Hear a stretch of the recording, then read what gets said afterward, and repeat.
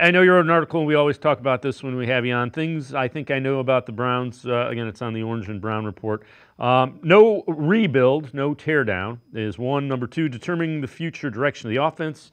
And number three, plan at quarterback.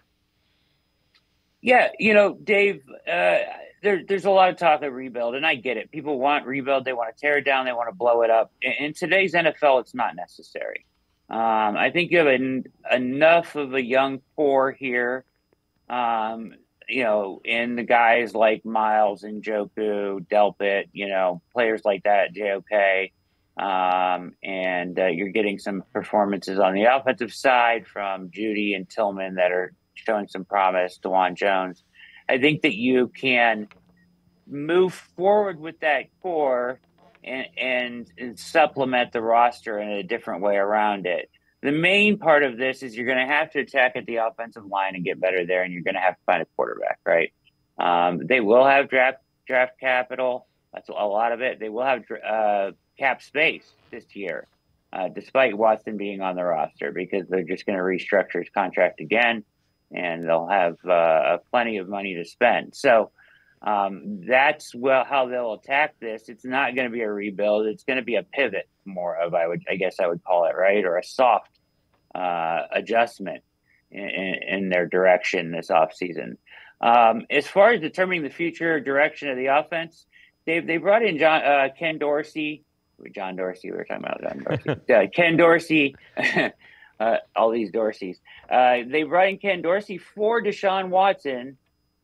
Deshaun Watson is no longer going to be the quarterback of this team. The offense, I don't like the direction of it. I liked it better when it was Kevin's thing, right? And even, hey, he was always changing what he was doing to a certain degree, although he has his staples. I know they're letting him play call, but I think these next 8 games are really important to determine, do you like this offense? Does it make sense to go forward with Dorsey having his fingerprints all over the offense when Watson isn't a part of your future anymore? I don't know if it does. And I think that they need to determine that in the next 8 games, because going into the offseason, one of the areas that you could make change, although I don't think it should be with Stefanski, is on your offensive staff again.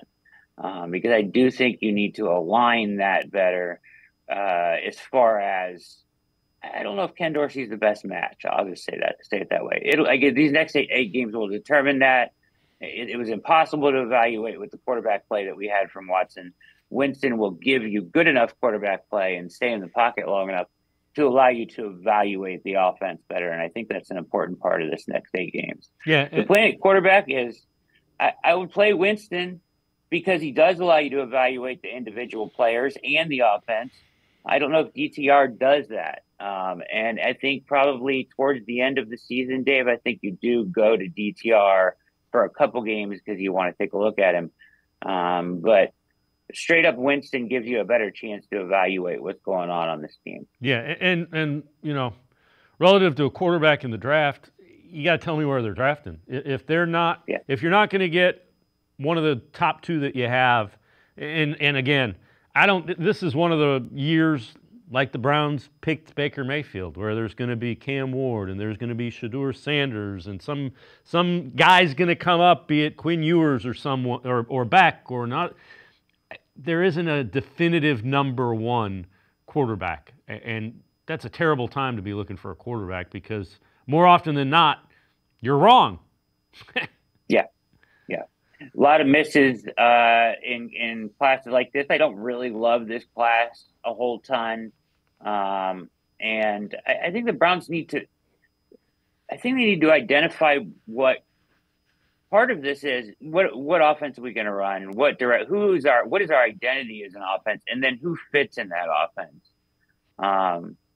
You know what I mean? So I think Watson showed us a lot about what doesn't fit in Stefanski's offense. So maybe that can be a little bit of a guide towards. We've seen guys have success that have been mediocre quarterbacks with Stefanski.